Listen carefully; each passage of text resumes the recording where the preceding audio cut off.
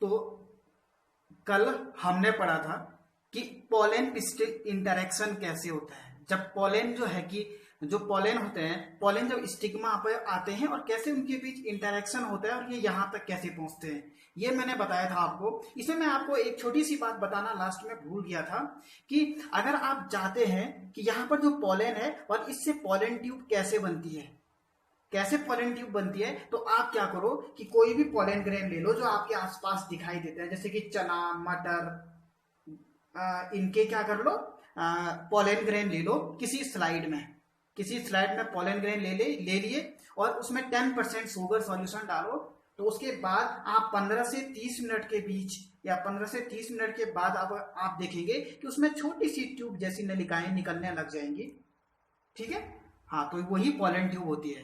तो आज हमारा टॉपिक है आर्टिफिशियल हाइब्रिडाइजेशन, यानी कि कृत्रिम संकरीकरण, यानी कि कृत्रिम हाइब्रिडाइजेशन। यानी कि अब तक ये स्वतः हो रहा था भाई, जो यहाँ पर जो पोलन जो कंटेमिनेशन हो रहा था, जब यहाँ पर इंटरेक्शन हो रहा था, पोलन ट्यूब बन रही थी, तो ये क्या हो रहा है, अपने आप हो रहा था, नेचुरली हो रहा था। लेकिन अब होता क्या है कि क्रॉप अधिकतर किसान लोग या फिर जो कृषि वैज्ञानिक जो होते हैं वो क्या करते हैं कि अच्छी फसल के पैदावार के लिए वो चाहते हैं कि फसल की पैदावार अच्छी हो। इसके लिए वो क्या करते हैं कि आर्टिफिशियल हाइब्रिडाइजेशन करते हैं, यानी कि वो अपने मर्जी का एक सुपीरियर क्वालिटी का, एक अच्छी क्वालिटी का पोलन लाएंगे, पोलन ग्रेन लाएंगे और उसको स्टिग्मा पर लाएंगे और उससे पोलन ट्यूब जर्मिनेट कराएंगे।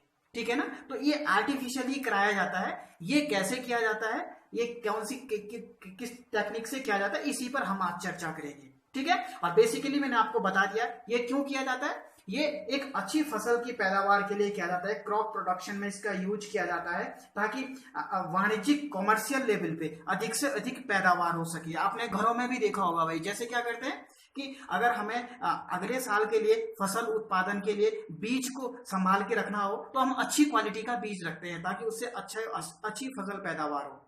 तो माना कि देखिए मेरे पास एक फ्लावर है, बाइसेक्सुअल फ्लावर। बाइसेक्सुअल मतलब इसमें मेल और फीमेल दोनों पार्ट है, ठीक है ना। और एक दूसरा है, ठीक है ना, ये मेरे पास एक सिर्फ फीमेल है, एक लिंगी पुष्प है, ये द्विलिंगी पुष्प है और ये एक लिंगी पुष्प है। माना कि मेरे पास इसी पुष्प के किसी दूसरा फ्लावर है, ठीक है ना। इस दूसरे फ्लावर के कुछ एंथर है, ये एंथर है और इससे कुछ पोलन निकले हुए हैं, ये पोलन जो, ठीक है ना। अब मुझे क्या करना है कि यहाँ पर पॉलिनेशन कराना है, ठीक है। पॉलिनेशन कराऊंगा तो मैं चाहता हूं कि ये जो ये फ्लावर है इसके क्या होते हैं, इसमें जो ये एंथर है और इससे निकलने वाले जो ये पोलन होते हैं, इन पोलन को मैं नहीं चाहता कि ये पोलन यहाँ पर जाकर के इंटरेक्ट हो, इससे यहाँ पर कंटेमिनेशन हो, मैं नहीं चाहता। मैं एक अच्छी सुपीरियर क्वालिटी का क्या करता हूँ, हाँ, आर्टिफिशियल पॉलिनेशन में सबसे पहले हम जो मेल और फीमेल जो फ्लावर लेते हैं,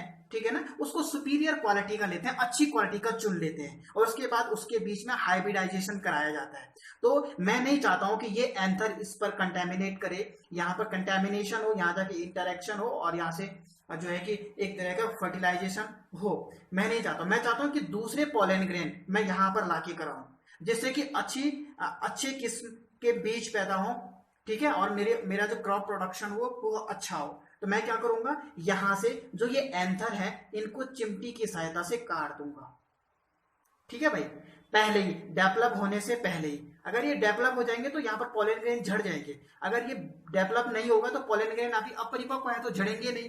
तो मैं क्या करूंगा, इनको काट दूंगा भाई, काट दूंगा कैंची की सहायता से और इस फ्लावर इसको हटा दूंगा, फेंक दूंगा और उसके बाद मैं इसको बैगिंग कर दूंगा, पूरे फ्लावर को थैले से, पतले थैले से, जिसको बटर पेपर कहते हैं, बटर पेपर यानी कि पतला कागज या फिर कोई थैला इसके ऊपर से बांध दूंगा।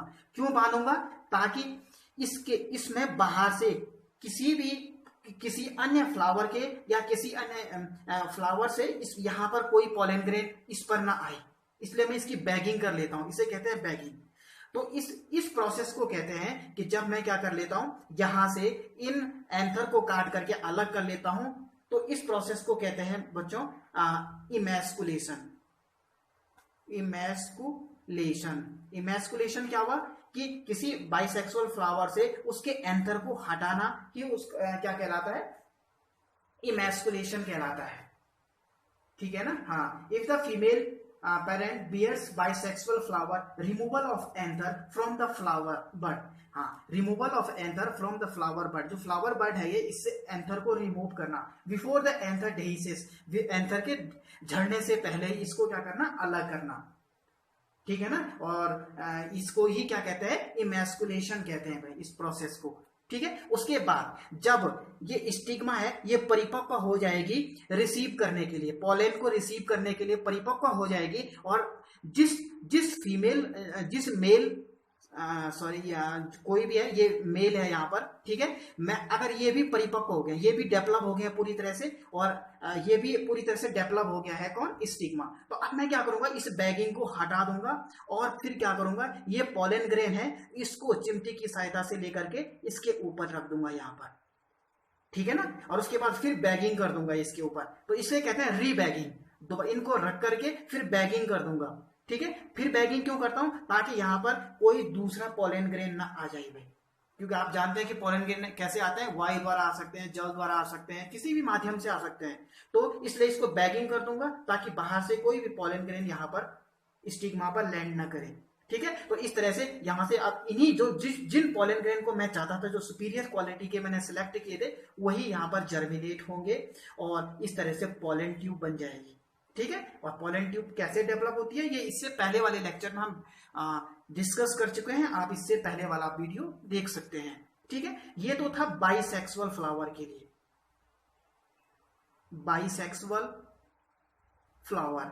अगर मैं क्या करूं, मेरे पास कोई फीमेल यूनिसेक्सुअल फ्लावर है, मादा एक लिंगी पुष्प है, माना कि ये एक मादा एक लिंगी पुष्प है भाई, ठीक है ना। ये कोई मादा एक लिंगी पुष्प है मेरे पास, ठीक है। इसमें सिर्फ स्टिग्मा है, तो यहां पर इमैस्कुलेशन की आवश्यकता नहीं पड़ती है। इमैस्कुलेशन की क्यों नहीं पड़ती, क्योंकि यहां पर कोई एंथर नहीं है, ये मादा एक लिंगी पुष्प है, इसमें क्या है, एंथर नहीं है, केवल स्टिग्मा है, क्योंकि ये फीमेल फ्लावर है। तो मुझे इमैस्कुलेशन की जरूरत नहीं है, इमैस्कुलेशन मतलब एंथर, यहाँ पर एंथर नहीं है, तो काटेगो किसको भाई, यहां पर मैं सिर्फ इसकी बैगिंग कर दूंगा, बैगिंग कर दूंगा, इसको मतलब थैले से ढक दूंगा, बांध दूंगा। और उसके बाद जब स्टिग्मा परिपक्व हो जाएगी, पूरी तरह से डेवलप हो जाएगी पॉलन ग्रेन को रिसीव करने के लिए, उसके बाद मैं इस बैग को हटाऊंगा, और जो पॉलन ग्रेन, जिस सुपीरियर क्वालिटी का पॉलन ग्रेन मैंने सेलेक्ट किया था, उस पॉलन ग्रेन को मैं यहां पर डाल दूंगा भाई, चिमटी की सहायता या किसी भी एपरेटस की सहायता से मैं यहां पर इसको डाल दूंगा। उसके बाद फिर इसकी रीबैगिंग कर दूंगा।